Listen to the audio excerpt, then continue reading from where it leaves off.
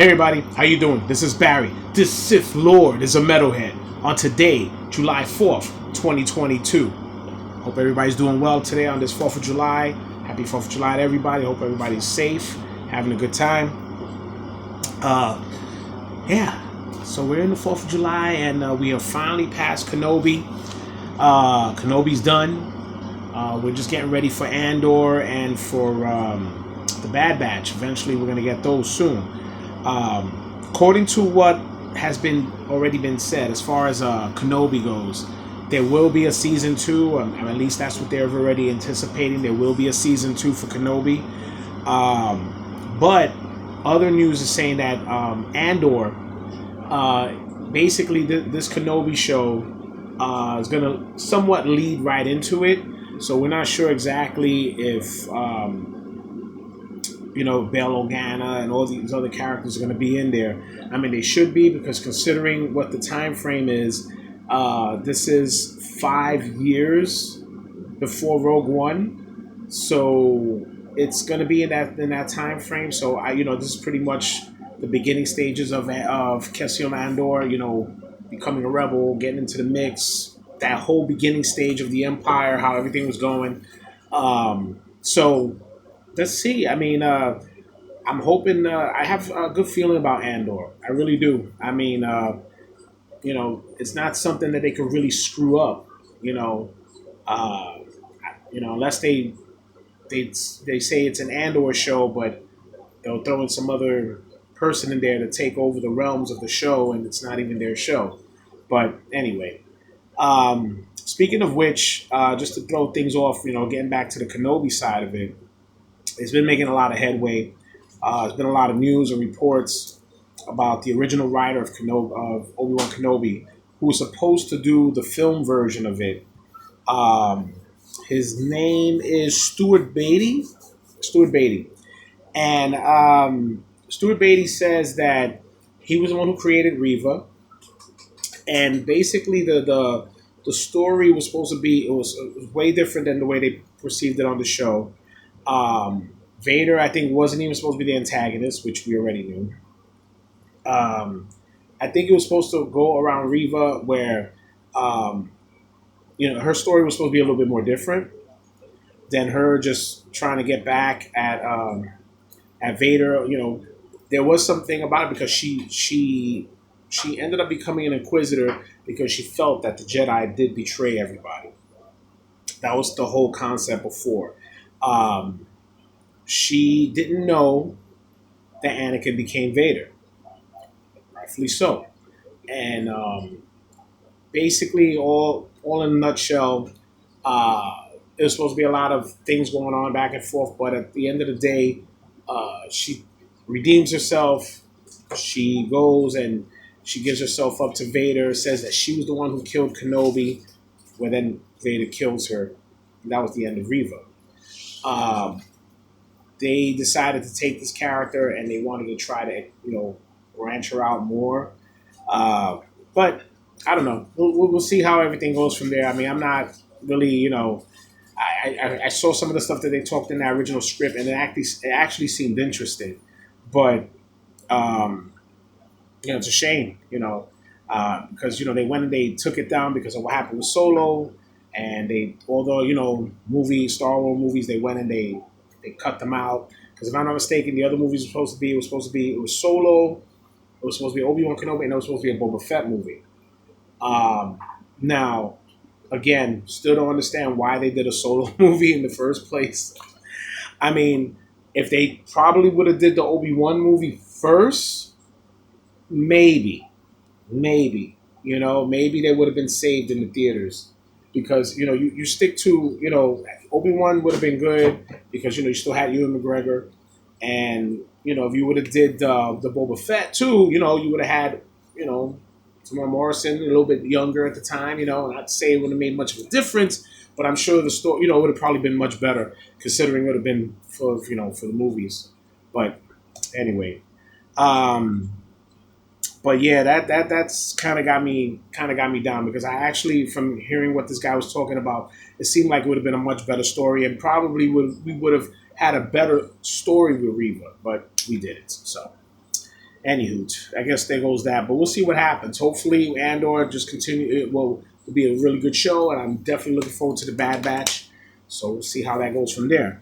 So I wanted to take something off here as far as just do away with Star Wars for a bit. 'Cause I haven't gotten talking about my comic books and stuff for a while. I'm not gonna pull out my haul. I actually have a pretty big haul, But there was something that caught my attention. I don't know if any of you guys who are into comic books are into Conan the Barbarian, any of the old school Conan stuff. We already knew Marvel had the original Conan. Then, then I think they I don't know if they sold it off or they lent it over to Dark Horse. Dark Horse was doing it for a while. Then Marvel took it back. Now Titan Comics is doing Conan. I'm not sure exactly how everything is transpiring with that. The only thing I know is that if you get an outside comic book company out, especially outside of the United States, takes a character like Conan, I know we're going to probably get a little bit more graphic Conan than like we're supposed to get, because Conan is a brutal. He is a brutal character. There's no sugarcoating Conan. You can't. Don't even try to make Conan doing anything other than war, killing, sex, all that. That's Conan. That's it. That's what Conan is. And that's all we should be reading about. Unfortunately, it sounds very sexist and brutal, but it is what it is. And if I might just also talk about this stuff with the Disney Plus shows that have been going on. Basically they haven't been getting really. Some of the shows haven't really been that great. Okay, WandaVision was okay. Loki, I thought it was okay. Hawkeye, yeah.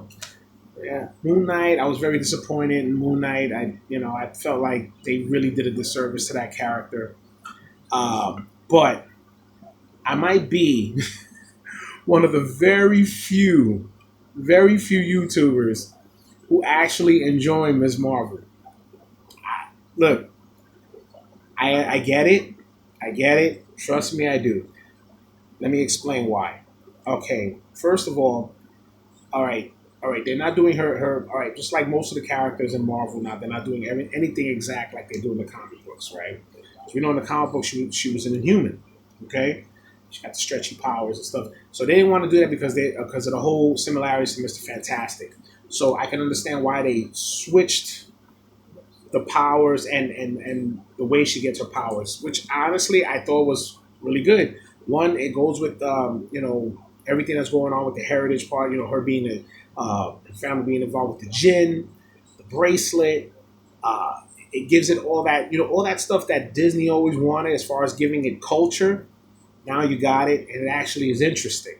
You give it history. You give it actually is intriguing to watch the show to see all that stuff play out. There's no no identity politics. This girl Kamala, Kamala's her own character. Everything that's going on there is basically her own shit. It ain't nothing that's you're taking away from something else just to switch it up. Okay, so I mean, look, when I first saw the first episode, I was like, this is some kiddie shit. This is for tweens and little kids, from between 10 and 15 are going to enjoy this. But then, it got to the, past the first episode, got to the second one. It started building better and better. And it's actually getting much better. Look, I know I'm one of the few. But you know what? Hey, it is what it is. All right. And I'm actually enjoying the show. Okay. Also, with that being said, let's see if she plays out well on screen when they do the Captain Marvel movie. I'm hoping she does. I think she's a cool character, and the actress who plays her, which I got to give her a lot of props. She is a hardcore comic book fan, which I've heard already that she's actually called out Kevin Feige on a lot of things, and from my understanding, Kevin Feige is already getting a little annoyed with it. But you know what? Fuck it. Go ahead, girl. Keep fucking him up with that.